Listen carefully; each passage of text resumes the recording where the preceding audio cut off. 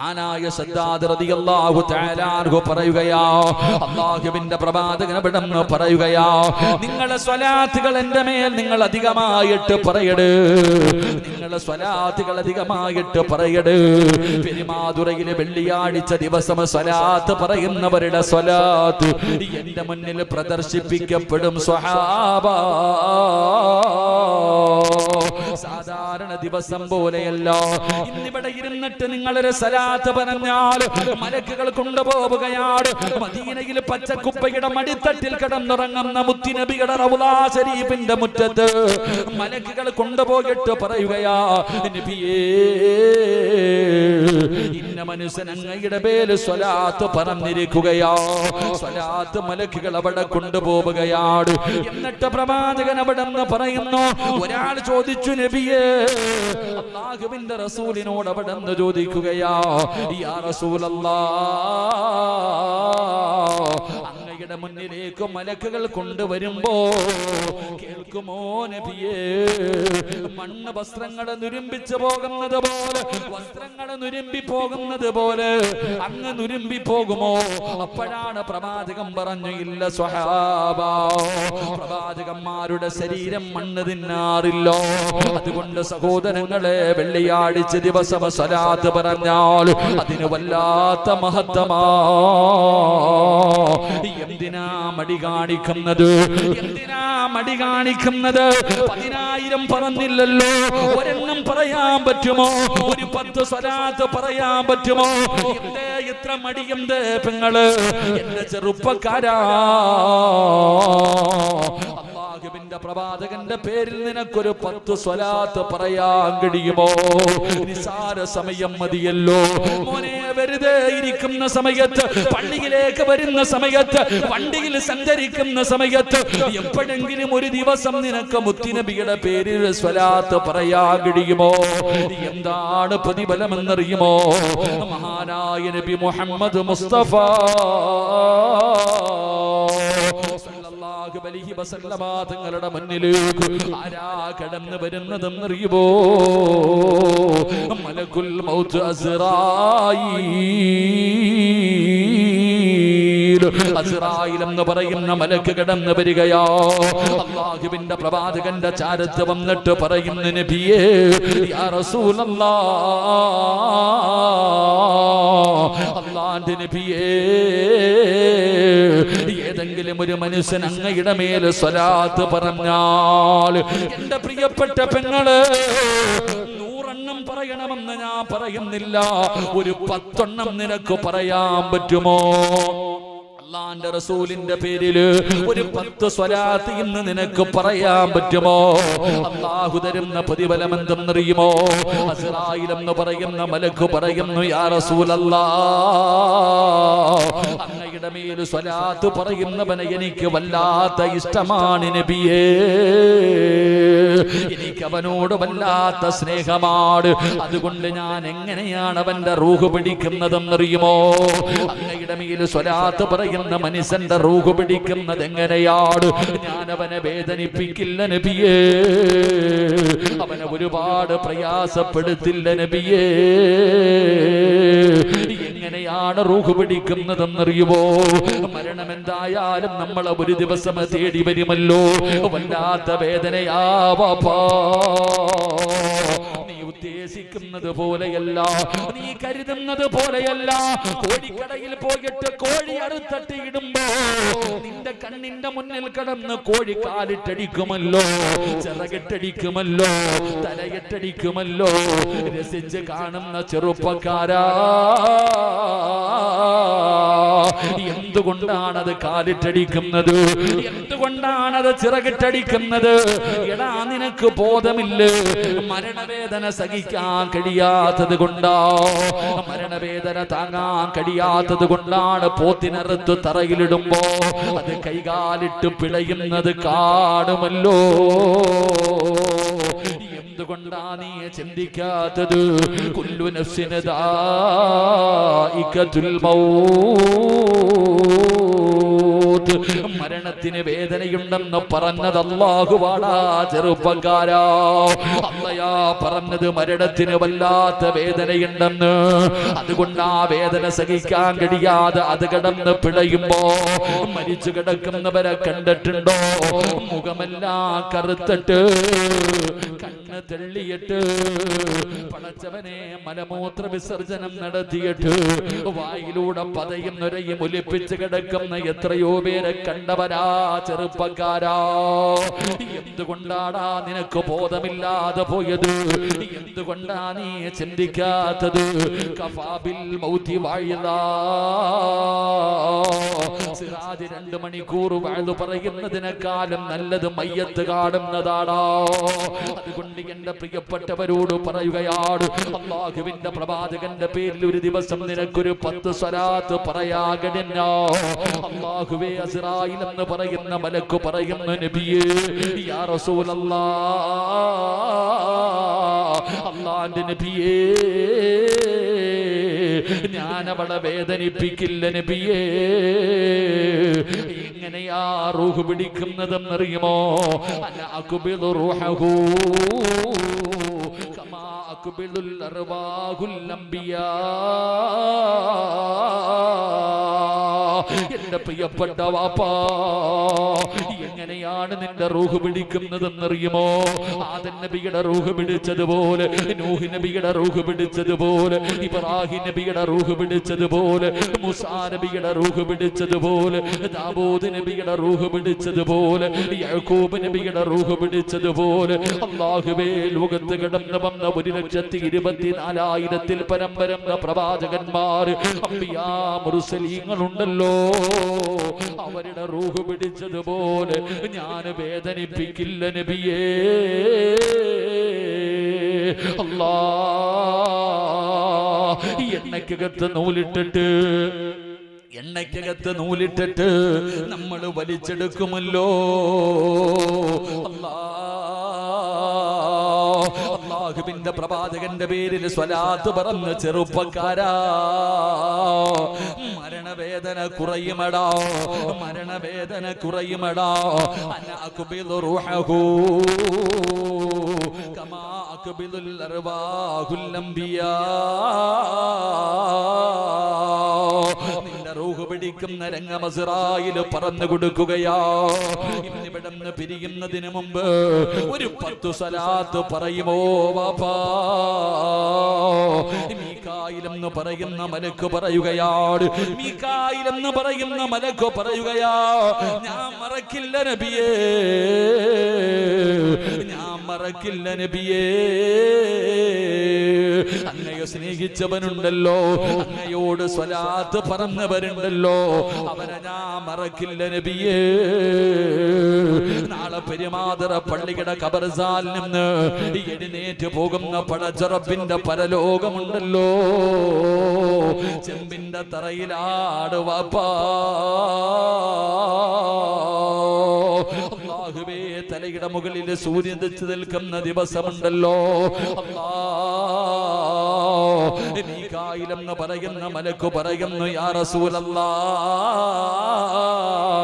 അന അസ്ഖീഹി മിൻ ഹൗദിക യാ റസൂലല്ലാഹ്. ഹൗദുൽ കൗസറിലെ വെള്ളം ഞാൻ അവന് കൊടുക്കും നബിയേ. ഹൗദുൽ കൗസറിലെ വെള്ളമുണ്ടല്ലോ, പരിശുദ്ധമായ ഖുർആൻ പറഞ്ഞ കൗസർ എന്ന് പറയുന്ന മുത്തുനബിക്ക് അല്ലാഹു കൊടുക്കുന്നു. അതാ ജീവിതത്തിൽ ഒരിക്കൽ കുടിച്ചാ പിന്നെ ഒരു കാലത്തും ദാഹമുണ്ടാകാത്ത കൗസർ എന്ന് പറയുന്ന പാനീയമുണ്ടല്ലോ. അല്ലാഹുവിന്റെ പ്രവാചകന്റെ പേരിൽ സ്വലാത്ത് പറയുന്ന വാപ്പാ, നിനക്കല്ല കുടിപ്പിക്കുമുപ്പാ. മീകായിൽ എന്ന് പറയുന്ന മലക്ക് നിനക്ക് കുടിക്കാ കോരിത്തരികയാ. പടച്ചവനെ, മൂന്നാമത് പറയുന്ന മലക്കാരാ, മഹാനായ ഇസ്രാഫീൽ. ജിബ്രീൽ ഇസ്രാഫീൽ എന്ന് പറയുന്ന മലക്ക് പറയുന്നു, യാ റസൂലല്ലാഹ്, അല്ലാഹുവിന്റെ പ്രവാചകരെ, ഞാൻ മറക്കില്ല നബിയേ, ഞാൻ മറക്കില്ല നബിയേ. അല്ലാഹുവിന്റെ പ്രവാചകന്റെ പേരിൽ സ്വലാത്ത് പറയുന്ന ഉമ്മ, ഇനി മുതൽ തീരുമാനിക്ക്, പടച്ചവനെ ഞാൻ ഉറപ്പായിട്ടും പറയും ഉസ്താദ്, അല്ലാഹുവിന്റെ പ്രവാചകന്റെ മേൽ സ്വലാത്ത് പറഞ്ഞാൽ നാളെ പെരുമാതറ പള്ളിയുടെ ഖബർസ്ഥാനിൽ നിന്ന് ഇസ്രാഫീൽ എന്ന് പറയുന്ന മലക്ക് സൂറെന്ന് പറയുന്ന കാഹളത്തിൽ ഊതുമ്പോ പട്ടിയുടെയും പന്നിയുടെയും കഴുതയുടെയും പേപ്പട്ടിയുടെയും നടന്നു വരുന്നവർ, ഇഴഞ്ഞു വരുന്നവർ, മുഖത്ത് മാംസമില്ലാത്തവർ, കുഷ്ഠരോഗിയെ പോലെ വരുന്നവർ, പേപ്പട്ടിയെ പോലെ വരുന്നവർ, അല്ലാഹുവേ പിൻദ്വാരങ്ങളിൽ കൊടികുത്തി വെച്ച് വരുന്നവർ, വളരെ വൃത്തികെട്ട രീതിയിൽ നാളെ ജനങ്ങൾ ഇങ്ങനെ പെരുമാതറ പള്ളിയുടെ ഖബർസ്ഥാനിൽ നിന്ന് എഴുന്നേറ്റ് വരികയോ, നിലവിളിക്കുകയോ, യാ വൈലതാ യാ ഹസ്രതാ, എന്റെ നാശമേ, എന്റെ നാശമേ എന്ന് പറഞ്ഞുകൊണ്ട് നിലവിളിക്കുന്ന ദിവസമുണ്ടല്ലോ, ചെമ്പിന്റെ തറയിൽ നിന്ന് ഉരുകുന്ന ദിവസമുണ്ടല്ലോ. അല്ലാഹ്, ഭയാനകമാണ് ചെറുപ്പക്കാരാ. ചൂടുള്ള നാളുണ്ട്, കിയാമന്നാളാ, ചുരുക്കി പറഞ്ഞാൽ എന്തു ഹാലാ ചൂടാ,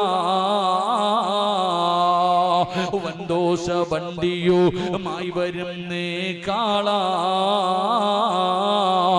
ക്ഷീണത്തിനാലൊലിക്കുന്നതാണേ ഇളാ. സുഹൃത്തുക്കളെ, അല്ലാഹുവേ, മഹാനായ തഅബ ഉസ്താദ് പെടുന്ന ഭയാനകമായ അവസ്ഥയെ കുറിച്ച് വിശദീകരിക്കുകയാ. നാളെ പരലോകത്ത് കടന്നു വരുമ്പോ വാപ്പയില്ല, ഉമ്മയില്ല, കൂടപ്പറപ്പില്ല, ഭാര്യ ഭർത്താവില്ല. യൗമ യഫിറുൽ മർഉ മിൻ അഖീഹി വ ഉമ്മിഹി വ അബീഹി വ സ്വഹിബതിഹി വ ബനീഹി. അല്ലാഹുവേ, അല്ലാഹുവേ, ആരാരും തിരിഞ്ഞു നോക്കാത്ത ദിവസമുണ്ടല്ലോ. അല്ലാഹുവേ, സലാത്ത് പറഞ്ഞ പെണ്ണ് നീ അല്ലാഹുവിന്റെ മുന്നിലെത്തുമ്പോ ഇസ്രാഫീൽ എന്ന് പറയുന്ന മലക്ക് സുജൂദിൽ കിടന്ന് കരയുകയാ. ഇസ്രാഫീൽ എന്ന് പറയുന്ന മലക്കുണ്ടല്ലോ, അല്ലാഹുവിന്റെ മുന്നിൽ സുജൂദിൽ കിടന്ന് കരയുകയാ. എന്തേ ഇസ്രാഫീലേ, എന്തേ ഇസ്രാഫീലേ, അല്ലാഹ് നബിയുടെ മേൽ സ്വലാത്ത് പറഞ്ഞ ഈ പാവപ്പെട്ടവളുണ്ടല്ലോ, അല്ലാഹുവിന്റെ പ്രവാചകന്റെ പേരിൽ സ്വലാത്ത് പറഞ്ഞ ഈ പെണ്ണുണ്ടല്ലോ, ഇവളുടെ പെണ്ണിന്റെ പാപം പൊറുക്കാതെ അന അസ്ജുദു ലില്ലാഹി തആല മാ അർഫഉ റസീ ഹത്താ യഗ്ഫിറല്ലാഹു തആല ലഹു. ഇസ്രാഫീൽ പറയുകയാണല്ലോ, എഴുന്നേക്കത്തില്ല റബ്ബേ, എഴുന്നേക്കത്തില്ല റബ്ബേ, ഈ പെണ്ണിന്റെ പാപം പുറത്തു കൊടുക്കാതെ ഞാൻ ഇവിടെ നിന്ന് എഴുന്നേക്കില്ല അല്ലാഹ്. നിനക്ക് വേണ്ടി സുജൂദിൽ കിടക്കുകയാ. ഇസ്രാഫീൽ എന്ന് പറയുന്ന മലക്ക് അല്ലാഹുവിന്റെ മുന്നിൽ കിടന്നിട്ട് നിന്റെ പാപം പൊറുക്കുന്നത് വരെ, അല്ലാഹു നിനക്ക് പുറത്തു തരുന്നത് വരെ അവിടെ നിന്ന് തല ഉയർത്താതെ കരയും നബിയേ. ഞാൻ അവർക്ക് വേണ്ടി ശഫാഅത്ത് ചെയ്യും നബിയേ. ഇത് പ്രവാചകന്റെ പേരിൽ സ്വലാത്ത് പറയുന്നവർക്ക് കിട്ടുന്നതാ. അതാ വരുന്ന മുഖറബുൽ അംലാഖ് മലക്ക് ജിബ്രീൽ അലൈഹിസ്സലാം ഇറങ്ങി വരികയാ. ഞാനും മറക്കൂല നബിയേ, ഞാനും മറക്കില്ല നബിയേ. പടച്ചവനെ അതാ നരകത്തിന്റെ മുകളിലൂടെ വലിച്ചു കെട്ടിയിരിക്കുന്ന അതാ സ്വർഗത്തിലേക്ക് പോകാൻ ഒരു വഴിയല്ലേ ഉള്ളൂ. അവിടെ ഷോർട്ട് കട്ടില്ലല്ലോ. ഈ സിറാത്ത് എന്ന് പറയുന്ന പാലത്തിന്റെ മുകളിലൂടെ വേണം നടന്നു പോകാൻ. അതിൽ കേറാത്ത മനുഷ്യനില്ലല്ലോ. സർവരും അതിന്റെ മുകളിൽ കേറണ്ടവരാ. മോനെ വല്ലാത്ത നീളമാടാ. പെണ്ണെ തലമുടിയെടുത്തിട്ട് 7ആയിട്ട് കീറാൻ പറ്റുമോ? 7ആയിട്ട് നിന്റെ ഒരു മുടിയെടുത്ത് ഇങ്ങനെ കീറിയെടുക്ക്. എന്നിട്ട് അതിലെ ഒരു അംശത്തിന്റെ വലുപ്പം അറിയുമോ? അതുപോലെ നേർമയുള്ളതാ ആ സിറാത്ത് എന്ന് പറയുന്ന പാലത്തിലൂടെ അല്ലാതെ സ്വർഗത്തിൽ പോകാ കഴിയില്ല. വല്ലാത്ത നീളമാ, വല്ലാത്ത ഇരുളാ. വാളിന്റെ അഗ്രഭാഗത്തിനെക്കാളും മൂർച്ചയാ. അസ്സിറാത്തു അലാ ജഹന്നം മിസ്ല ഹർഫി സൈഫി. വാളിന്റെ അഗ്രഭാഗത്തിനെക്കാളും വല്ലാത്ത മൂർച്ചയാ. ഈ പാലം കേറിയിട്ട് വേണം നീ സ്വർഗത്തിലെത്താൻ. എങ്കിൽ അല്ലാഹുവിന്റെ പ്രവാചകന്റെ പേരിൽ സ്വലാത്ത് പറഞ്ഞ ചെറുപ്പക്കാരാ, ജിബ്രീൽ വരികയാ. അന ആഖിദം ബിയദിഹി വയമുറു അല സിറാത്ത്. നിന്റെ കയ്യിൽ പിടിക്കുകയാണ്. ജിബ്രീൽ നിന്റെ കയ്യിൽ പിടിക്കുകയാ. വാടാ ചെറുപ്പക്കാരാ, നീ മുത്തുനബിയെ സ്നേഹിച്ചവനാ, നീ പ്രവാചകന്റെ പേരിൽ സ്വലാത്ത് പറഞ്ഞവനാ. പടച്ചവനെ നിന്റെ കയ്യിൽ പിടിച്ചിട്ട് സ്വർഗത്തിലേക്ക് കൊണ്ടുപോകുമെന്ന് നബി മുഹമ്മദ് മുസ്തഫ സല്ലല്ലാഹു അലൈഹി വസല്ലമ തങ്ങൾ പറഞ്ഞു തരുമ്പോ എന്റെ പ്രിയപ്പെട്ടവരോട് പറയുകയാ, വെള്ളിയാഴ്ച ദിവസം നിങ്ങൾ സ്വലാത്ത് അധികരിപ്പിക്കണേ. നിങ്ങൾ പറയുന്ന സ്വലാത്തുകൾ എന്റെ മുന്നിലതാ കാണിക്കപ്പെടുമെന്ന് നബി മുഹമ്മദ് മുസ്തഫ സല്ലല്ലാഹു അലൈഹി വസല്ലമ തങ്ങൾ അവിടെ നിന്ന് പറയുമ്പോ നാലാമത്തെ കാര്യമെന്താ? പടച്ചവനെ ഇതുകൂടെ പറഞ്ഞ് നമുക്ക് ദുആ ചെയ്യാം. അല്ലാഹുവിന്റെ റസൂൽ അവിടെ നിന്ന് പറയുകയാ, മൻ ഖറഅ സൂറത്തുൽ കഹ്ഫി യൗമിൽ ജുമുഅ അല്ലാഹു ലഹു മിൻ നൂർ മാ ബൈനൽ ജുമുഅതൈൻ. അല്ലാഹുവിന്റെ പ്രവാചകൻ നബി മുഹമ്മദ് മുസ്തഫ സല്ലല്ലാഹു അലൈഹി വസല്ലമ തങ്ങൾ പറയുന്നു നാലാമത്തെ കാര്യം. ഇടയ്ക്കിടയ്ക്ക് വാച്ച് നോക്കുന്നു. 10 മണി ആകാറായതുകൊണ്ടാണ് നോക്കണേ. ഇനിയുണ്ടല്ലോ ഇൻഷാ അല്ലാഹ് 7 മിനിറ്റ് കൂടെ ഉണ്ട്. അല്ലാഹു ഈമാൻ നൽകുമാറാകട്ടെ. നിങ്ങൾ ഇടയ്ക്കിടയ്ക്ക് നോക്കി, എന്നെയും നോക്കുന്നു, വാച്ചിലും നോക്കുന്നു. ഇൻഷാ അല്ലാഹ് ഒരെണ്ണം കൂടെ പറഞ്ഞൂടെ? നിർത്തണോ? ദുആ ചെയ്യണോ? പറയണോന്ന് ആഗ്രഹമുള്ളവരൊക്കെ ഒന്ന് കൈപൊക്കിക്ക്. ബക്കറ്റ് വീരുണ്ടോ അപ്പൊ ഇവിടെ? ആ പൊക്കിയ കൈ പോക്കറ്റ് ഇട്ടെ. ആ പൊക്കിയ കൈ നേരെ പോക്കറ്റ് ഇട്ടിട്ട് ഒരു നല്ല സദക്ക എടുക്ക്. അസ്സദഖത്തു റദ്ദുൽ ബലായ. സദക്ക വിപത്തുകളെ തട്ടിമാറ്റുമെന്ന്. ഇവിടെ രോഗത്തിന് മരുന്നില്ല എന്ന് ആരാ പറഞ്ഞേ? പൈസ കൊടുത്തിട്ട് ചികിത്സിക്കണം. സദക്ക കൊടുത്തിട്ട് ചികിത്സിക്കണം. ആശുപത്രി കൊണ്ടുപോയി കൊടുത്തിട്ടല്ല, ഹോസ്പിറ്റലിൽ കൊണ്ടുപോയി കൊടുത്തിട്ടല്ല, സദക്ക കൊടുത്തിട്ട് നീ ചികിത്സിക്കുകയെന്ന് നബിയുനാ റസൂലുള്ളാഹി. ഏത് രോഗവും മാറും, ഏത് പ്രയാസവും മാറും, ഏത് ഷർറു മുസീബത്തും മാറും. സദക്ക കൊണ്ട് ചികിത്സിക്ക്. അസ്സദഖത്തു റദ്ദുൽ ബലായ. സദക്ക വിപത്തിനെ തട്ടിമാറ്റും, ആക്സിഡന്റിനെ തട്ടിമാറ്റും, മാരക രോഗങ്ങളെ തട്ടിമാറ്റും, എല്ലാ പ്രയാസങ്ങളും മാറ്റും. അതുകൊണ്ട് പോക്കറ്റിൽ പൈസ ഉണ്ടോ ഇല്ലേ നീ നോക്കണ്ട, കൈയിട്ടോ, നിനക്കുള്ള പ്രതിഫലം. പോക്കറ്റിൽ കൈയിട്ടാൽ തന്നെ പ്രതിഫലം കിട്ടും. എല്ലാരും ഒന്നിട്ടെ ഇൻഷാ അല്ലാഹ്. ഒന്നിടടോ, ഒന്ന് ഇടുവാപ്പ. മസില് പിടിച്ചിരിക്കല്ലേ, വെറുതെ 8ന്റെ പണി വാങ്ങിക്കല്ലേ. അസറായില് മലക്കുകൾ തലയുടെ മുകളിൽ നിന്ന് പ്രാവും. ഇൻഷാ അല്ലാഹ് വന്ന് കൈയിട്ട എല്ലാരും. ചങ്ങാതി താടിയൊക്കെ വളർത്തിയിട്ടുണ്ട്, സുന്നത്ത. പതുക്കെ പോട്ടെ, ഓടരുത്, സമാധാനത്തോടെ. അതാ പിടിച്ചൗപ്പ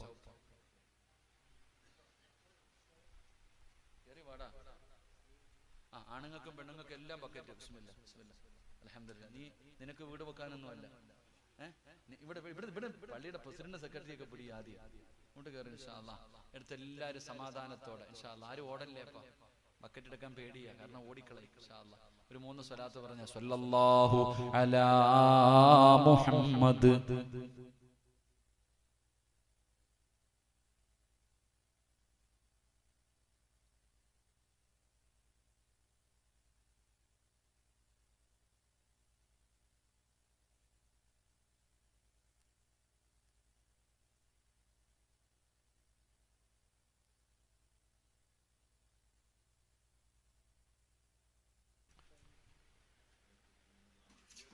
ഇൻഷാ അല്ലാഹ് അല്ലാഹു കബൂലാക്കുമാറാകട്ടെ.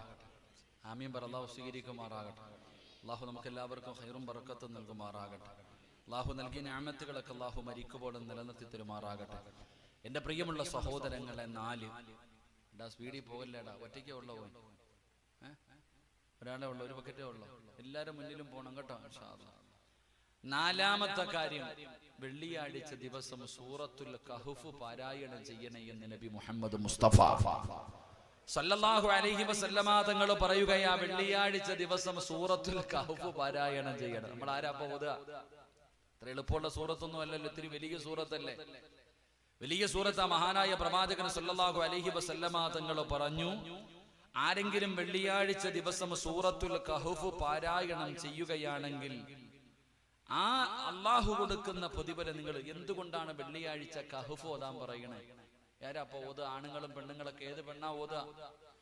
സൂറത്തുൽ കഹ്ഫ് ആരെങ്കിലും പാരായണം ചെയ്താൽ അള്ളാഹു സുബ്ഹാനഹു വ തആല അവർക്ക് കൊടുക്കുന്ന പ്രതിഫലം 2 ജുമുഅയ്ക്കിടയിലുള്ള അത്രയും പ്രകാശം അവന് ലഭിക്കുന്നതാണ് എന്ന് നബിയുനാ റസൂലുള്ളാഹി.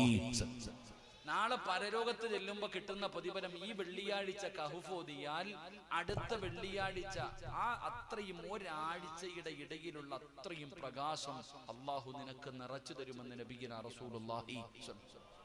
അത്രയും വലിയ പ്രതിഫലം. ഞാൻ പറയുന്നത് നിങ്ങൾ വ്യക്തമായി കേൾക്ക്. നിങ്ങൾ ആരെങ്കിലും വെള്ളിയാഴ്ച ദിവസം സൂറത്തുൽ കഹ്ഫ് ഓതിയാൽ ഒരാഴ്ച നീ പേടിക്കണ്ട. അതാ, ഒരു വെള്ളിയാഴ്ച നീ സൂറത്തുൽ കഹ്ഫ് പാരായണം ചെയ്താൽ അടുത്ത വെള്ളിയാഴ്ച വരെ നോ ടെൻഷൻ, നോ പ്രയാസം, നിനക്കൊന്നുമില്ല. അള്ളാഹു നിന്റെ ഉത്തരവാദിത്തം, ഒരാഴ്ചത്തെ ഉത്തരവാദിത്തം അള്ളാഹു ഏറ്റെടുക്കുമെന്ന് നബിയുനാ റസൂലുള്ളാഹി. പിന്നെന്തിനാ പേടിക്കണം? സൂറത്തുൽ കഹ്ഫ് പാരായണം ചെയ്യുന്ന ഒരു മനുഷ്യൻ അടുത്ത വെള്ളിയാഴ്ച വരെ നീ ഒന്നിനെയും പേടിക്കണ്ട. നിനക്ക് ഒരു ഷർറോ ഒരു ബുദ്ധിമുട്ടോ ഒന്നും അള്ളാഹു വരുത്തൂല്ല. നിന്റെ ഉത്തരവാദിത്തം അള്ളാഹു ഏറ്റെടുത്തിരിക്കല്ലേ, പിന്നെ എന്തിനാ നീ പേടിക്കണേ? ഈ ലോകത്തിന്റെ അധിപനായ സമ്പത്ത് അള്ളാഹുടെ കയ്യിലില്ലേ? അധികാരം അള്ളാഹുടെ കയ്യിലില്ലേ? ഏത് രോഗത്തെയും ചികിത്സിക്കാൻ മരുന്നില്ലാതെ മാറ്റാൻ അള്ളാഹ്ക്ക് കഴിയില്ലേ? സർവ്വതും അള്ളാഹുടെ കയ്യിലല്ലേ ഉള്ള. പിന്നെ എന്തിനാ നീ പേടിക്കണേ? ഈ വെള്ളിയാഴ്ച വ്യാഴാഴ്ച മഗ്രിബ് കഴിഞ്ഞത് മുതൽ കഴിവിന്റെ പരമാവധി വെള്ളിയാഴ്ച ജുമുഅയ്ക്ക് മുമ്പ് ഓതി തീർക്കണം. പറ്റാത്തവർ അതിനുശേഷം ഏറ്റവും വെള്ളിയാഴ്ച ജുമുഅയ്ക്ക് മുമ്പ് നീ സൂറത്തുൽ കഹ്ഫ് പാരായണം ചെയ്യ്. അടുത്ത വെള്ളിയാഴ്ച വരെ നീയും നിന്റെ കുടുംബവും പേടിക്കാതെ ജീവിക്കാം. അല്ലാഹു ഈമാൻ നൽകുമാറാകട്ടെ. അല്ലാഹു ഈമാൻ നൽകുമാറാകട്ടെ. ഇല്ലെങ്കിൽ പേടിച്ച് വിറച്ച് ഭീരുവിനെ പോലെ ജീവിക്കേണ്ട അവസ്ഥ. എന്റെ പ്രിയപ്പെട്ടവരെ, മഹാനായ നബിയുനാ റസൂലുള്ളാഹി സ്വല്ലല്ലാഹു അലൈഹി വസല്ലമ തങ്ങൾ പറയുന്നു, അത്രയും നാൾ മഹാന മറ്റൊരു ഹദീസ് കാണാം. അൻ ഇബ്നു ഉമർ റളിയല്ലാഹു തആല അൻഹു ഖാല റസൂലുള്ളാഹി സ്വല്ലല്ലാഹു അലൈഹി വസല്ലം മൻ ഖറഅ സൂറത്തുൽ കഹ്ഫ് ഫീ യൗമിൽ ജുമുഅ. റസൂലുള്ളാഹി സ്വല്ലല്ലാഹു അലൈഹി വസല്ലമ തങ്ങൾ പറയുന്നു, വെള്ളിയാഴ്ച ദിവസം ആരെങ്കിലും സൂറത്തുൽ കഹ്ഫ് പാരായണം ചെയ്താൽ അവന്റെ കാൽപാദം മുതൽ വാനോളം വരെ, എന്റെ പ്രിയപ്പെട്ടവരെ, ഇവന്റെ കാൽ ഇവിടെ നിന്ന് ഈ ഭൂമിയിൽ നിന്ന് ആകാശം വരെയുള്ള അത്രയും സ്ഥലം ഖിയാമത്ത് നാളിൽ അല്ലാഹു നിനക്ക് പ്രകാശം കൊണ്ട് നിറയ്ക്കുമെന്ന് നബിയുനാ റസൂലുള്ളാഹി. ഉറക്ക നബിയുനാ റസൂലുള്ളാഹി സ്വല്ലല്ലാഹു അലൈഹി വസല്ലമ തങ്ങൾ പറഞ്ഞു, അല്ലാഹു പ്രകാശം കൊണ്ട് നിറയ്ക്കും. ഈ വെള്ളിയാഴ്ച സൂറത്തുൽ കഹ്ഫ് ഓതിയാൽ അടുത്ത വെള്ളിയാഴ്ച വരെ 2 ജുമുഅയ്ക്കിടയിലുള്ള പാവങ്ങൾ അല്ലാഹു നിനക്ക് പുറത്തു തരുമെന്ന് നബി മുഹമ്മദ് മുസ്തഫ സല്ലല്ലാഹു അലൈഹി വസല്ലമ തങ്ങൾ പറയുകയാ. മുത്തുനബി അവിടെ നിന്ന് പറയുകയാണ്, വഗുഫിറ ലഹു മാ ബൈന ജുമുഅതൈൻ. 2 ജുമുഅക്കിടയിലുള്ള പാപങ്ങളുണ്ടല്ലോ, ഈ വെള്ളിയാഴ്ച സൂറത്തുൽ കഹ്ഫ് നാളെ ജുമുഅയ്ക്ക് മുമ്പ് പാരായണം ചെയ്താൽ അടുത്ത വെള്ളിയാഴ്ച ജുമുഅ വരെ നിന്റെ ജീവിതത്തിൽ ചെയ്യുന്ന പാപങ്ങൾ പൊറുക്കാൻ ആ സൂറത്ത് മതി. ചെറുപ്പക്കാരാ, നിന്റെ പാപം പൊറുക്കാനുള്ള വഴിയാണ് പെങ്ങള് അല്ലാഹുവിന്റെ പ്രവാചകൻ അവിടെ നിന്ന് പഠിപ്പിച്ചു തരുമ്പോ, എന്റെ പ്രിയപ്പെട്ടവരെ, ഒരുപാട് ഹദീസുകൾ കാണാം. സൂറത്തുൽ കഹ്ഫ് പാരായണം ചെയ്യുന്ന വരുന്നവരുടെ ഉത്തരവാദിത്തം അല്ലാഹു ഏറ്റെടുക്കുമെന്ന് നബി മുഹമ്മദ് മുസ്തഫ സല്ലല്ലാഹു അലൈഹി വസല്ലമ തങ്ങൾ പറയുമ്പോ മക്കളെ കുറിച്ച് പേടി വേണ്ട, ജോലിയെ കുറിച്ച് പേടി വേണ്ട, വരുമാനത്തെ കുറിച്ച് പേടി വേണ്ട, ആരോഗ്യത്തെ കുറിച്ച് പേടി വേണ്ട, സമാധാനത്തെ കുറിച്ച് ടെൻഷൻ വേണ്ട. എന്റെ പ്രിയപ്പെട്ടവരെ, ഒരാഴ്ചത്തെ നിന്റെ സർവകാര്യങ്ങളും അല്ലാഹു ഏറ്റെടുത്ത് നിനക്ക് സംരക്ഷണം നൽകി. അല്ലാഹു നിനക്ക് സന്തോഷവും സമാധാനവുമുള്ള ജീവിതം തരുമെന്ന് ആദരവായ പ്രവാചകൻ നബി മുഹമ്മദ് മുസ്തഫ സല്ലല്ലാഹു അലൈഹി വസല്ലമ തങ്ങൾ അവിടെ നിന്ന് പറഞ്ഞു തരുമ്പോ വിശദീകരിക്കുന്നില്ല. അഞ്ചാമത്തെ കാര്യം എന്തെന്നറിയോ? എത്ര മണിവരെ വയത് പറഞ്ഞാലും കേൾക്കാൻ നിങ്ങൾ ഇരിക്കുമെന്ന് എനിക്കറിയാം. പക്ഷേ ഒരുപാട് നേരം നിങ്ങളെ ഇരുത്തത്തില്ല. അതിന്റെ കാരണം എന്തെന്നറിയുവോ? നാളത്തെ സുബഹി ജമാഅത്തായി നിസ്കരിക്കണേ. സാധാരണ സുബഹി പോലെയല്ല, സാധാരണ ദിവസത്തെ സുബഹി പോലെയല്ല. വെള്ളിയാഴ്ചത്തെ സുബഹി നമസ്കാരം നിങ്ങൾ ജമാഅത്തായി നിസ്കരിക്കണേ എന്ന് നബി മുഹമ്മദ് മുസ്തഫ സല്ലല്ലാഹു അലൈഹി വസല്ലമ തങ്ങൾ പറയുകയാ. ഉച്ചയ്ക്ക് 1 മണിക്ക് പള്ളിയിൽ വന്ന് നിസ്കരിച്ചാ മാത്രം പോരാ സഹോദരാ. റസൂലുള്ളാഹി തങ്ങൾ പറയുകയാ, വെള്ളിയാഴ്ചത്തെ സുബഹി ഉണ്ടല്ലോ, മറ്റു ദിവസങ്ങളെ പോലെയല്ല. സുബഹിയുടെ ജമാഅത്ത് മുടക്കല്ലേ. قال النبي صلى الله عليه وسلم أفضل الصلوات عند الله صلاة الصبح يوم الجمعة في جماعة. അല്ലാഹുവിന്റെ പ്രവാചകൻ അവിടെ നിന്ന് പറയുകയാണ്, എന്റെ പ്രിയപ്പെട്ടവര്, അല്ലാഹുവിന്റെ അടുക്കല്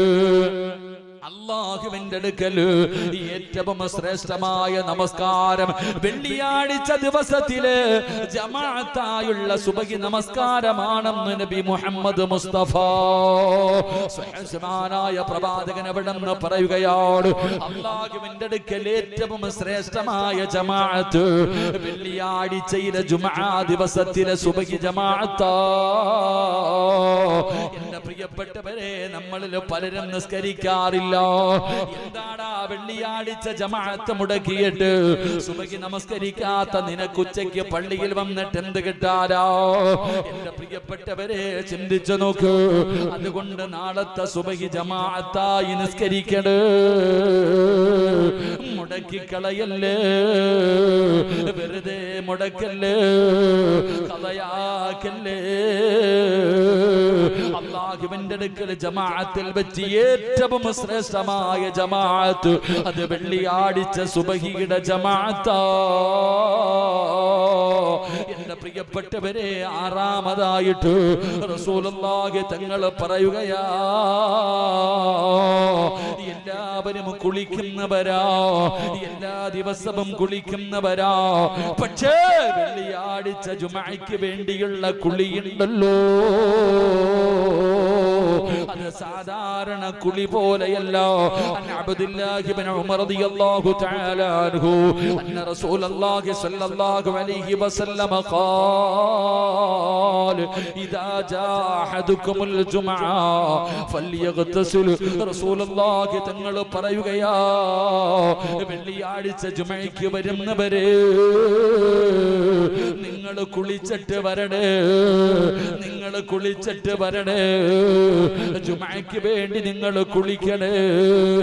നബി സഈദ് അൽ ഖുദരി റളിയല്ലാഹു തആല അൻഹു അന്ന റസൂലുള്ളാഹി സ്വല്ലല്ലാഹു അലൈഹി വസല്ലം ഖാല ഉസ്ലി യൗമൽ ജുമുഅത്തി വാജിബുൻ അലാ കുല്ലി മുഹ്തമിൽ. റസൂലുള്ളാഹി തങ്ങൾ അവിടെ നിന്ന് പറയുകയാ, റസൂലുള്ളാഹി തങ്ങൾ പറയുകയാ, പ്രായപൂർത്തി എത്തിയ എല്ലാ മനുഷ്യർക്കും വെള്ളിയാഴ്ച ദിവസത്തെ കുളി നിർബന്ധമാ. ജുമുഅയ്ക്ക് വരുന്നവർ കുളിക്കണം സഹോദരാ. കുളിച്ചിട്ട് വേണം പള്ളിയിലേക്ക് കടന്നു വരാൻ. മഹാനായ പ്രവാചകൻ ആയിഷ ബീബി റളിയല്ലാഹു തആല അൻഹ നിവേദനം ചെയ്യുന്ന ഹദീസ്, അല്ലാഹുവിന്റെ പ്രവാചകൻ അവിടെ നിന്ന് പറയുകയാ, നിങ്ങൾ വെള്ളിയാഴ്ച ദിവസം കുളിക്കണേ. മഹാനായ മഹാനായ സൽമാൻ അൽ ഫാരിസ് റളിയല്ലാഹു തആല അൻഹു അവിടുന്ന് പറയുകയാണ്, ജുമുഅ ദിവസം ആരെങ്കിലും കുളിച്ച് മീശ വെട്ടുകയും നഖം മുറിക്കുകയും വസ്ത്രം നല്ലതുപോലെ ശുദ്ധീകരിക്കുകയും, മഹാനായ സൽമാൻ അൽ ഫാരിസ് റളിയല്ലാഹു തആല അൻഹു പറയുന്നു, വെള്ളിയാഴ്ച ദിവസം കുളിക്കണം, മീശ വെട്ടണം. വെള്ളിയാഴ്ച ദിവസം മീശ വെട്ടണം. അള്ളാഹു ഭാഗ്യം തരുമാറാകട്ടെ, അള്ളാഹു ഈമാൻ നൽകുമാറാകട്ടെ. എടാ, തലയിൽ എണ്ണ തേക്കണം വെള്ളിയാഴ്ച. ചുമ്മാ കുളിച്ചാ പോരാ. വെള്ളിയാഴ്ച ദിവസം എന്തൊക്കെ ചെയ്യണം? എണ്ണ തേക്കണം തലയിൽ, മീശ വെട്ടണം. അള്ളാഹു നമുക്ക് ഈമാൻ തരുമാറാകട്ടെ. നഖം വെട്ടണം. അള്ളാഹു നമുക്ക് ഈമാൻ നൽകുമാറാകട്ടെ. നമ്മളെവിടെ വെട്ടുന്നേ? ആരാ മീശ വെട്ടേണ്ടത്? ഭർത്താവിന്റെ മീശ വെട്ടിക്കൊടുക്കേണ്ടത് ഭാര്യ. അള്ളാഹു ഈമാൻ നൽകുമാറാകട്ടെ. ആര് വെട്ടിക്കൊടുക്കണം? നമ്മൾ ബംഗാളി കൊണ്ട വെട്ടിക്കണേ. ഭർത്താവിന്റെ തലയിൽ എണ്ണ തേച്ചു കൊടുക്കണം. ആര്? നിങ്ങളുടെ ആരുടെയെങ്കിലും ഭാര്യമാര് നിങ്ങളുടെ തലയിൽ എണ്ണ തേച്ച ദിവസം ഓർമ്മയുണ്ടെങ്കിൽ ഒന്ന് കൈപൊക്കിക്കേ.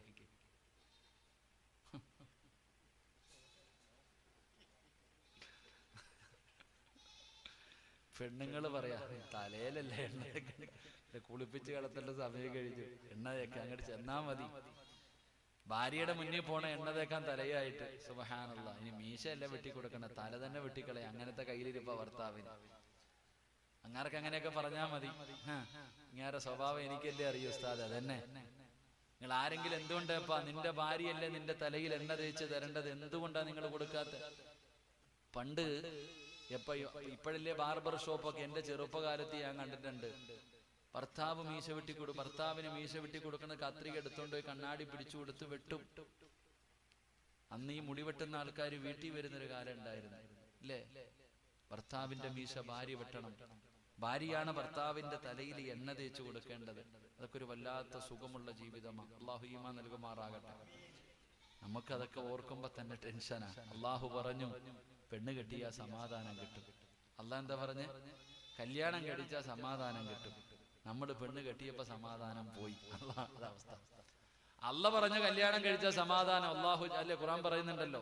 അള്ളാഹു പറഞ്ഞത്, നീ വിവാഹം കഴിച്ചാൽ നിനക്ക് സമാധാനം ഉണ്ടാകും, സാമ്പത്തിക നേട്ടമുണ്ടാകും, ബർക്കത്തുണ്ടാകും. നമ്മൾ കെട്ടിയപ്പോ എല്ലാം പോയി, കൊത്തുവാളയെടുത്ത്. എന്തുകൊണ്ട്? ഖുർആൻ പറഞ്ഞത് ഒരിക്കലും തെറ്റാകില്ല. ഖുർആൻ പറഞ്ഞത് ശരിയാ. പക്ഷെ തെറ്റാനുള്ള കാരണം നമ്മുടെ കയ്യിലിരിപ്പ് നേരെയാകാത്തത് കൊണ്ടാണ്. അള്ളാഹു ഈമാൻ നൽകുമാറാകട്ടെ. നമ്മുടെ എന്തുകൊണ്ടാണ് ഈ ലോകത്ത് ഏറ്റവും കൂടുതൽ സന്തോഷമുള്ളത്? നിങ്ങൾ പഠിക്കു സഹോദര. നമ്മുടെയൊക്കെ ജീവിതത്തിലെ ഏറ്റവും വലിയ മോഹം സ്വർഗത്തിൽ പോകണമെന്ന്. അള്ളാഹു ഭാഗ്യം തരുമാറാകട്ടെ. അതല്ലേ? സ്വർഗത്തിൽ പോകാൻ ആഗ്രഹമുള്ളവരൊക്കെ ഒന്ന് കൈവയ്ക്കുക. അരക്കയ്യന്മാരെയൊന്നും അവിടെ കേട്ടത്തില്ല. പൊക്കണമെങ്കിൽ നല്ലപോലെ പൊക്കിക്കോ. അൽഹംദുലില്ലാഹ്. താത്തമാരൊക്കെ ഒന്ന് കൈവയ്ക്കുക. സ്വർഗത്തിൽ പോകാൻ. മോതിരം തിളങ്ങുന്നല്ലോ. അൽഹംദുലില്ലാഹ്. ഫർദക്കകത്ത് പിടിച്ചിടാതെ ഇന്ന് തരാവുള്ളതല്ലേ. ഇൻഷാ അല്ലാഹ് സ്വർഗത്തിൽ പോകാം. അള്ളാഹു ഭാഗ്യം തരുമാറാകട്ടെ. ഇങ്ങോട്ട് നോക്ക്. നിങ്ങളൊരു ചരിത്രം ഞാൻ പറയാം. ഈ ആടിനെ സ്വർഗത്തിൽ കൊണ്ടുപോകണമെന്ന്. ഇൻഷാ അല്ലാഹ് ആദം നബി അലൈഹിസ്സലാം സ്വർഗത്തിൽ കൂടെ നടക്കാം. നമ്മുടെ ജീവിതത്തിലെ ഏറ്റവും വലിയ അഭിലാഷം സ്വർഗത്തിൽ പോകാനാണ്. ആദം നബി ഇങ്ങനെ സ്വർഗത്തിലൂടെ നടക്കുമ്പോ അല്ല ചോദിച്ചു, എന്തേ ആദവേ നിനക്കൊരു സന്തോഷം ഇല്ലാത്ത? സ്വർഗത്തിലൂടെ നടക്കുന്ന ആദം നബിയോട് അള്ളാഹു ചോദിക്കുകയാ, അതിലുണ്ട് മുന്തിരി തോട്ടവും റുമ്മാനും, രസമുള്ളതാ കദളിപ്പഴം തിന്നാനും, താരാട്ടു പാടാൻ തോഴിമാർ പലരുണ്ട്, കൈമുട്ടുവാൻ ചില ദാസിമാർ വരവുണ്ട്. അള്ളാഹുവേ, ജോലിയുണ്ട, കിളയ്ക്കേണ്ട, പൂട്ടേണ്ട, വെയിൽ കൊള്ളേണ്ട, എല്ലാമുണ്ട് സ്വർഗത്തിൽ. കഷ്ടപ്പാടില്ല, വിയർപ്പില്ല, മലമില്ല, മൂത്രമില്ല, ഒന്നുമില്ല, ദുർഗന്ധമില്ല. എല്ലാവർക്കും 33 വയസ്സ്, എല്ലാവർക്കും ഒരേ സൗന്ദര്യം. അപ്പൊ എല്ലാരും ഇങ്ങനെ അതാ സ്വർഗം. സ്വർഗത്തിലേക്ക് പോകൽ അത്ര എളുപ്പമുള്ള കാര്യമല്ല. അപ്പം മഹാനായ ആദം നബി സ്വർഗത്തിലൂടെ നടക്കുമ്പോ അള്ളാഹു ചോദിച്ചു, എന്തേ ആദമേ നിനക്കൊരു സന്തോഷം ഇല്ലാത്ത? ഒറ്റയ്ക്ക് നടന്നിട്ട് ഒരു സുഖമില്ല. എന്താ പറയണേ? അള്ളാഹ് ഒറ്റയ്ക്ക് നടന്നിട്ടൊരു സുഖമില്ല. എന്തോ ഒരു കുറവുള്ളത് പോലെ. എവിടെ വെച്ചാ മനുഷ്യ പറഞ്ഞ? സ്വർഗത്തിൽ വെച്ച്. അള്ളാഹുടെ സ്വർഗത്തിൽ വെച്ചിട്ട് ആദം നബി പറയണ, ഒറ്റയ്ക്ക് നടന്നിട്ട് എന്തോ ഒരു പ്രയാസം. അള്ളാഹ് ഹവ്വാ റളിയല്ലാഹു തആല അൻഹയെ കൊടുത്തപ്പോഴാ ആദം നബിക്ക് സമാധാനം കിട്ടി. അപ്പൊ ആലോചിക്ക്, സ്വർഗത്തിനെക്കാളും വലിയ സന്തോഷം കുടുംബജീവിതത്തിനല്ലേ? ഒരു ഭാര്യയും ഭർത്താവും തമ്മിലുള്ള ജീവിതം, അതാണ് സഹോദര ഏറ്റവും ലോകത്തെ ഏറ്റവും മനോഹരം കുടുംബജീവിതമാണ്. ഭർത്താവ് ഭാര്യയുടെ തലയിൽ, ഭാര്യ ഭർത്താവിന്റെ തലയിൽ എണ്ണ തേച്ചു കൊടുക്കണം പെങ്ങളെ. നിനക്കറിയോ പ്രതിഫലം? നിനക്കറിയോ നിന്റെ പാവങ്ങളല്ല പുറത്തരണേ? നിന്റെ ഇക്കാടെ തലയിൽ ഇത്തിരി എണ്ണ തേച്ചു കൊടുക്കുന്നതിലൂടെ നിന്റെ പാവം അല്ല പുറത്തു തരും. സ്നേഹത്തോടെ ഒരു ഭർത്താവ് തന്റെ ഭാര്യയുടെ കയ്യിൽ ഇങ്ങനെ ഒന്ന് പിടിച്ചാൽ മതി. കാമുകിയുടെ കയ്യിൽ, കണ്ടവന്റെ ഭാര്യയുടെ അല്ല, കണ്ടവന്റെ ഭാര്യയുടെ അല്ല, സ്വന്തം ഭാര്യയുടെ കയ്യിൽ ഇങ്ങനെ പിടിച്ച ഈ കൈയുടെ വിരലുകൾക്കിടയിലൂടെ നിങ്ങളുടെ രണ്ടുപേരുടെയും പാവം അല്ലാഹു പൊറുക്കുമെന്ന് നബിയുനാ റസൂലുള്ളാഹി. എടാ, സ്വന്തം ഭാര്യയുടെ മുഖത്ത് നോക്കി ചിരിച്ചാ കിട്ടുന്ന പ്രതിഫലം അറിയോ? സ്വന്തം ഭാര്യയുടെ മുഖത്ത് നോക്കിയിട്ട് അജിരിക്കൂല. അയൽവാസിയുടെ ഭാര്യ നോക്കിയിട്ട് ആമിന സുഖാണോടി, തിന്നോടി. സ്വന്തം പെണ്ണുപിള്ളയെ കാണുമ്പോഴും മറുതാന്ന് വിളിക്കണേ. ഇവിടെ സ്വന്തം ഭാര്യയുടെ മുഖത്ത് നോക്കിയ കിട്ടുന്ന പ്രതിഫലം അറിയും. അല്ലാഹു അഅലം. നീ ഒന്ന് നോക്ക് നിന്റെ ഭാര്യയെ, എന്ത് സുന്ദരി എന്നറിയോ? നീ കണ്ടവന്റെ ഭാര്യയെ നോക്കിയിട്ട് സൗന്ദര്യം പറയടാ. നിന്റെ ഭാര്യയാണ് ലോകത്തിലെ ഏറ്റവും വലിയ സൗന്ദര്യമുള്ളവൾ. നിനക്ക് വേണ്ടി ജീവിക്കുന്നവളാ നിന്റെ ഭാര്യ. നീ അവളുടെ മുഖത്ത് നോക്ക്. ഇപ്പൊ നിങ്ങൾ പറയും ഉസ്താദേ, ഇതെന്റെ പെണ്ണുപിള്ള എടുത്ത് പറയാൻ. നിന്നോടും കൂടെ പറയണത്, നീ സ്വന്തം ഭർത്താവിന് കഷണ്ടിയായി മുടിയൊക്കെ നരച്ച് ഗ്ലാമർ ഇല്ല, എപ്പോഴും അകന്നകന്ന് മോളെ, നീ നിന്റെ ഭർത്താവിന്റെ മുഖത്ത് സ്നേഹത്തോടെ നീ നോക്ക്. നോക്കുന്നതിന് പോലും കൂലിയല്ലേ? അള്ളാഹുവെ ഒന്ന് കൈ പിടിച്ച പാപം പൊറുക്കല്ലേ? എന്റെ പെങ്ങളെ, നീയാ ലോകത്തിലെ ഏറ്റവും വലിയ ഭാഗ്യവതി. ഭർത്താവിന്റെ എന്ത് കാര്യം ചെയ്തു കൊടുത്താലും, വസ്ത്രം കഴുകി കൊടുത്താൽ എല്ലാത്തിനും നിനക്ക് പ്രതിഫലമാ. ഏറ്റവും കൂടുതൽ പ്രതിഫലം കിട്ടുന്നത് പെണ്ണാണ്. പക്ഷെ എല്ലാം ഒറ്റ വാക്കിൽ നശിപ്പിച്ചു കളയും. അള്ളാഹു കാക്കുമാറാകട്ടെ. പെണ്ണിനെ പോലെ പ്രതിഫലമുള്ള ആരുമില്ല. എന്റെ പ്രിയപ്പെട്ടവരെ, മുഖത്ത് നോക്കിയാൽ, കയ്യിൽ പിടിച്ചാൽ, വസ്ത്രം കഴുകിയാൽ, ഭക്ഷണം വെച്ചാൽ, എന്ത് ചെയ്താലും പ്രതിഫലം പ്രതിഫലം പ്രതിഫലം പ്രതിഫലം പ്രതിഫലം. പ്രസവിച്ച പ്രതിഫലം ഇല്ല, എല്ലാ പാല് കൊടുത്ത പ്രതിഫലം. എന്ത് കാര്യം ചെയ്താലും പെണ്ണിന് പ്രതിഫലം കിട്ടും. പക്ഷെ ഇത്രയും പ്രതിഫലം ഉണ്ടെങ്കിലും ഒറ്റ വാക്കിൽ അത് മുഴുവനും നശിപ്പിച്ചു കളയും. അള്ളാഹു കാക്കുമാറാകട്ടെ. അതേത് വാക്കാ? ഏത് വാക്കാ? ഒരു ഉദാഹരണം ഞാൻ പറയാം. നന്ദിയില്ലാത്ത വാക്ക് പറയും പെണ്ണുങ്ങൾ. നന്ദിയില്ലാത്ത വാക്ക് പറയും. നിങ്ങൾ ഉദാഹരണത്തിന് 10 കൊല്ലമായി വിവാഹം കഴിഞ്ഞു, ഭാര്യയും ഭർത്താവും വഴക്കില്ല, ബഹളമില്ല, സന്തോഷം സമാധാനം എല്ലാം ഉണ്ട്. അങ്ങനെ ഇരിക്കുമ്പോഴാ അവളുടെ കുടുംബത്തിൽ ഒരു കല്യാണമാണ്. ഓള് കെട്ടിവന്റെ അടുത്ത് പറഞ്ഞു, എനിക്കൊരു നല്ല ഒരു സാരി വേണം, വില കൂടിയ ഒരു സാരി വേണം. അല്ലാഹുവേ, അങ്ങനെ വാങ്ങിക്കൊടുക്കാമെന്ന് സമ്മതിച്ചു. കല്യാണത്തിനൊക്കെ ഡേറ്റ് അടുത്ത് വന്നു. പടച്ചോനെ, ഓള് പറഞ്ഞ കാര്യം വാങ്ങാതെ എങ്ങാനും നിങ്ങൾ വീട്ടിലൊന്ന് കയറിപ്പോയി നോക്കിക്കേ. നമ്മുടെ ഭാര്യ പറഞ്ഞ ആ ഒരു കാര്യം നമ്മൾ വാങ്ങിക്കാതെ വീട്ടിനകത്തേക്ക് കയറിപ്പോയാ നമ്മുടെ ഭാര്യ പറയുന്ന വാക്കെന്തെന്നറിയോ? അല്ലെങ്കിൽ ഇന്ന് വരെ നിങ്ങൾ എനിക്ക് എന്തെങ്കിലും മേടിച്ചു തന്നിട്ടുണ്ടോ? ഞാൻ പറഞ്ഞ നിങ്ങൾ കേട്ടിട്ടുണ്ടോ? ആ 10 കൊല്ലം ചെയ്തത് മുഴുവനും പോയി. അല്ലാഹു കാക്കുമാറാകട്ടെ. നന്ദിയില്ലാത്ത വാക്ക്, ഒരൊറ്റ വാക്ക് പറയും, ഇന്ന് വരെ നിങ്ങളൊന്നും ചെയ്തിട്ടില്ല. ഞാൻ പറഞ്ഞ എന്തെങ്കിലും നിങ്ങൾ ഇന്ന് വരെ കേട്ടിട്ടുണ്ടോ? ഒരൊറ്റ പറച്ചലാ നീ. ആ ഒരൊറ്റ പറച്ചലിലൂടെ നിന്റെ എല്ലാം പോയി. അല്ലാഹു കാക്കുമാറാകട്ടെ. അല്ലാഹു പുറത്തു കൊടുക്കുമാറാകട്ടെ. ഭാര്യയും ഭർത്താവ് നബി സല്ലല്ലാഹു അലൈഹി വസല്ലമ തങ്ങള് ആയിഷ ബീവി റളിയല്ലാഹു എന്തെങ്കിലും കുടിക്കാൻ കൊണ്ടുവന്ന ഭാര്യയ്ക്ക് കൊടുക്കും. നമ്മൾ മോന്തും. നമ്മൾ ആദ്യം ചെയ്യും പഠിക്കേണ്ടത്, മണിയറയിൽ ഭർത്താവ് കുടിച്ചിട്ട് ഭാര്യയ്ക്ക് കൊടുക്കും. അങ്ങനെയല്ലേ ഉസ്താദ്? അല്ലേ? നബി സല്ലല്ലാഹു അലൈഹി വസല്ലമ തങ്ങൾക്ക് ഒരല്പം പാല് കൊണ്ടുവന്ന് കൊടുത്തപ്പോ, ഇന്ന് ആയിഷ നീ കുടിക്കെന്ന് പറഞ്ഞ ആയിഷ ബീവിയുടെ കൈ കൊടുത്തു. ആയിഷ ബീവി കുടിച്ചു. കുടിച്ചിട്ട് റസൂലുള്ളാഹി തങ്ങൾ തിരിച്ചു കൊടുത്തപ്പോ ആ പാത്രം ഇങ്ങനെ മേടിച്ചിട്ട് എന്തോ നോക്കുന്നുണ്ട്. അപ്പൊ ആയിഷ ബീവി എന്താ നബിയെ കളഞ്ഞു പോയതുപോലെ നോക്കണേ? അല്ല ആയിഷ, നിന്റെ ചുണ്ട് എവിടാ വെച്ച് കുടിച്ചേന്ന് നോക്കുവാന്ന്. നീ എവിടെയാണോ ചുണ്ട് വെച്ച് നോക്കി, ഇവിടാണ്. ആയിഷ ബീവി ചുണ്ട് വെച്ച അതേ സ്ഥലത്ത് മുത്തി നബി ചുണ്ട് വെച്ചിട്ട് പാല് കുടിച്ചു. അല്ലാഹു ഈമാൻ നൽകുമാറാകട്ടെ. നിങ്ങൾ ആരെങ്കിലും തിന്ന പാത്രത്തിനകത്ത് നിങ്ങളുടെ ആമിന തിന്നുമോ?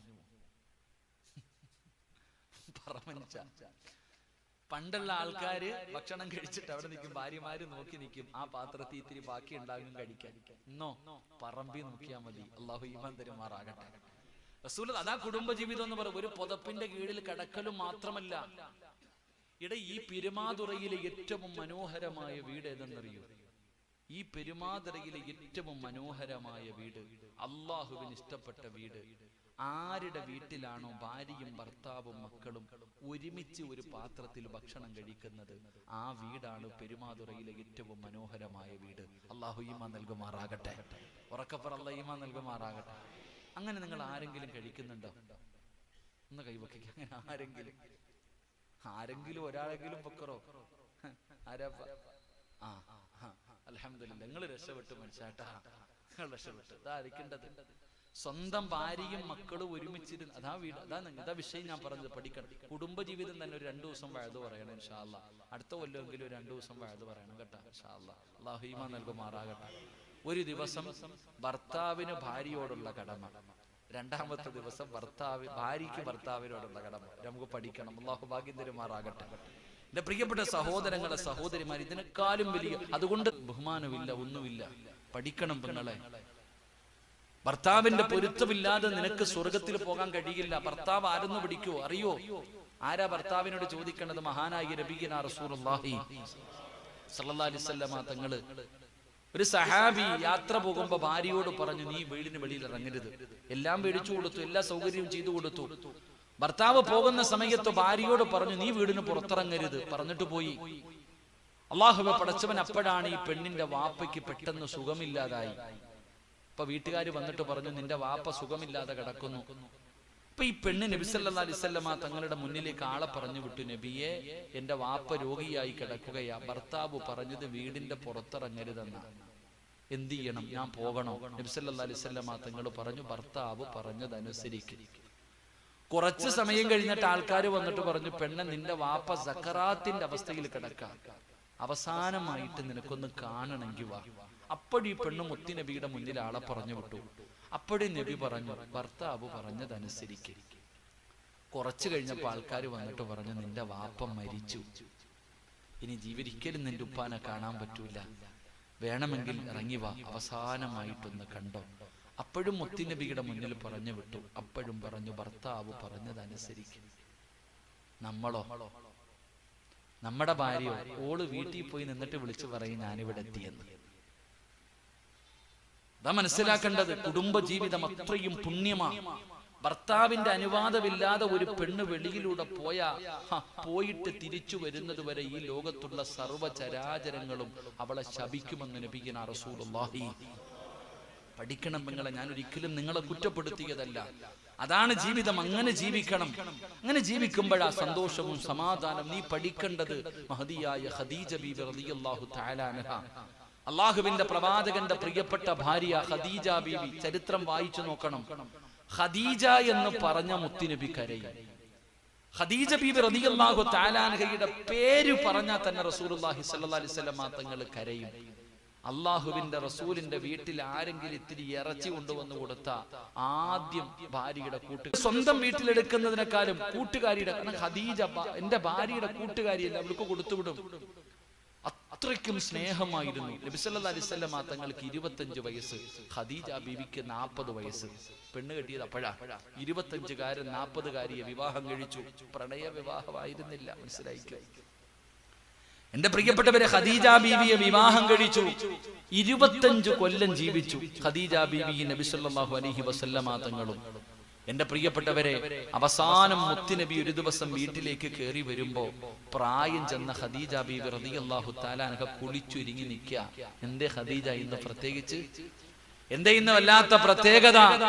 ഖദീജ ബീവി റളിയല്ലാഹു തആല അൻഹ നബി സല്ലല്ലാഹു അലൈഹി വസല്ലമ തങ്ങൾക്ക് കഴിക്കാൻ ഭക്ഷണം വിളമ്പി കൊടുത്തു, കുളിക്കാൻ വെള്ളമെടുത്തു കൊടുത്തു, അവസാനം മുത്തുനബിക്ക് ഭക്ഷണം വാരി കൊടുത്തു.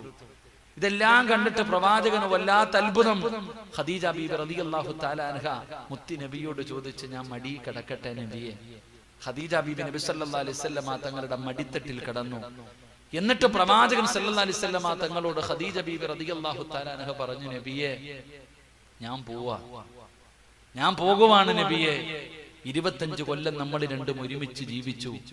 ഈ 25 വർഷത്തിന്റെ ഇടയിൽ എന്റെ ഭാഗത്ത് നിന്ന് എന്തെങ്കിലും ഒരു പോരായ്മ വന്നിട്ടുണ്ടെങ്കിൽ എനിക്ക് പൊരുത്തപ്പെട്ടു തരണം നബിയെ. നബി സല്ലല്ലാഹു അലൈഹി വസല്ലമ തങ്ങൾ ഖദീജ ബീവിയുടെ വാ പൊത്തിപ്പിടിച്ചു. നീ എന്നോട് പൊരുത്തം ചോദിക്കുന്നോ? നീ എന്നോട് യാത്ര പറയുന്നോ ഖദീജ?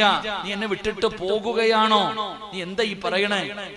നബി സല്ലല്ലാഹു അലൈഹി വസല്ലമ തങ്ങൾ ഖദീജ ബീവിയുടെ വാ പൊത്തിപ്പിടിച്ചു. നീ എന്നോട് പൊരുത്തം ചോദിക്കരുത്. കാരണം നിന്നെ കുറിച്ച് പറയാൻ ഒരു പരാതി എനിക്കില്ല ഖദീജ.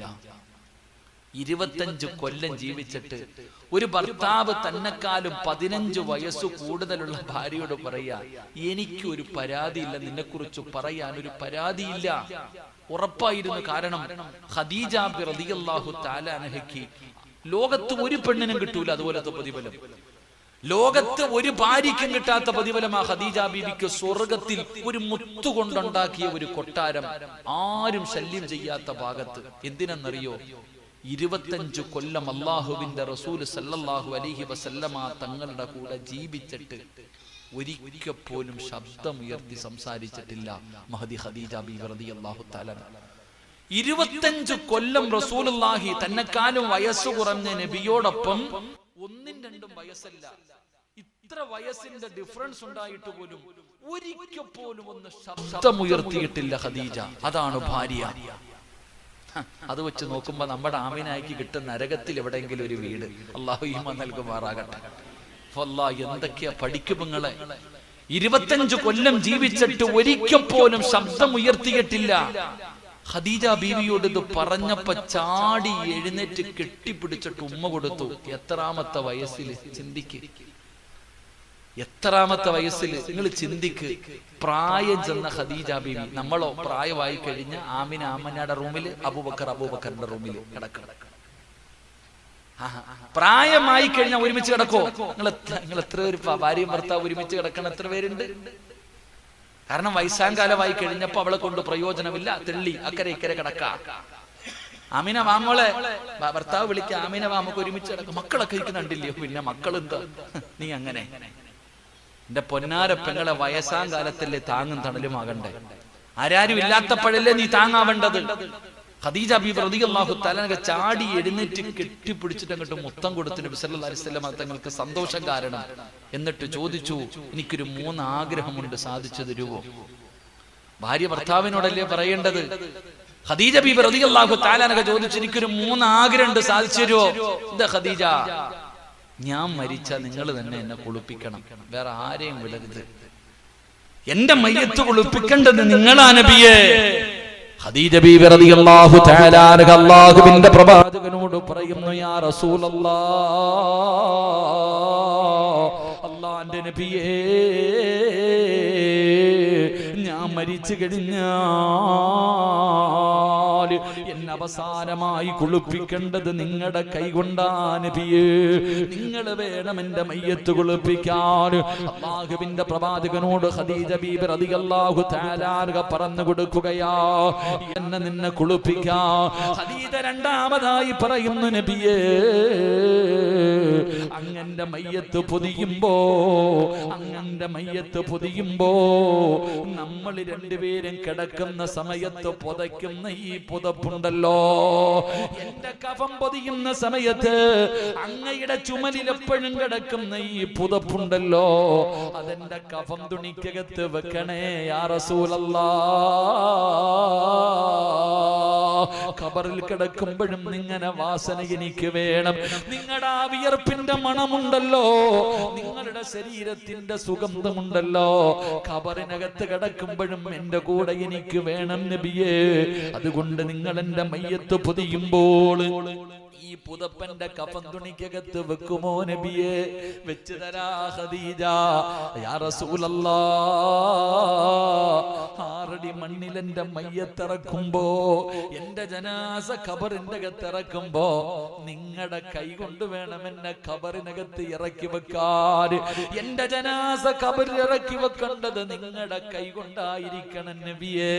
സാധിപ്പിച്ചു തരുവോ യാ റസൂലല്ലാഹ്? പെങ്ങളെ ഖദീജ യാത്ര പറയുകയാ. മുത്തുനബിയുടെ കണ്ണ് നിറഞ്ഞു, റസൂലുള്ളാഹി തങ്ങളുടെ കണ്ണ് നിറഞ്ഞു. ലോകത്തേത് പെണ്ണിനാ ഇതുപോലെ ഇതുപോലെയുള്ള ഭാഗ്യം കിട്ടുക? ഏത് പെണ്ണിനാ മോളെ ഇതുപോലെയുള്ള ഭാഗ്യം കിട്ടുക? ഖദീജ ബീവി മുത്തുനബിയോട് യാത്ര പറഞ്ഞു. കുളിപ്പിച്ചത് അല്ലാഹുവിന്റെ റസൂലാ.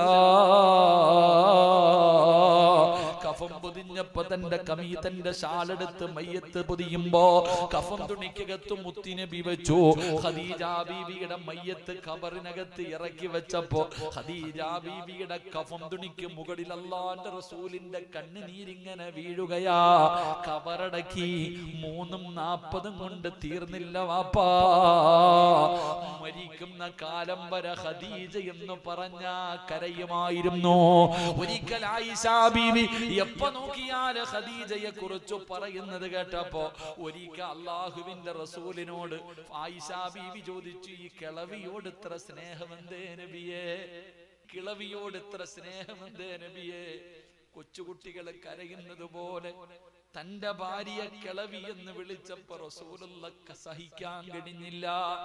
റസൂലുള്ളാഹി തങ്ങൾക്ക് സഹിക്കാൻ കഴിഞ്ഞില്ല തന്റെ ഭാര്യ കിളവി എന്ന് വിളിച്ചപ്പോ. ആയിഷ ബീവിയോട് മുത്തുനബി പറഞ്ഞു, എന്റെ ഖദീജയ്ക്ക് തുല്യം എന്റെ ഖദീജയാ.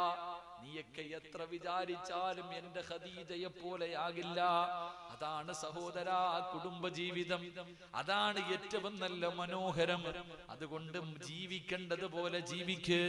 മഹാനായ നബി മുഹമ്മദ് മുസ്തഫ സല്ലല്ലാഹു അലൈഹി വസല്ലമ തങ്ങൾ പറയുകയാ, നിങ്ങൾ ഒരുമിച്ചിരുന്ന് ഭക്ഷണം കഴിക്ക്.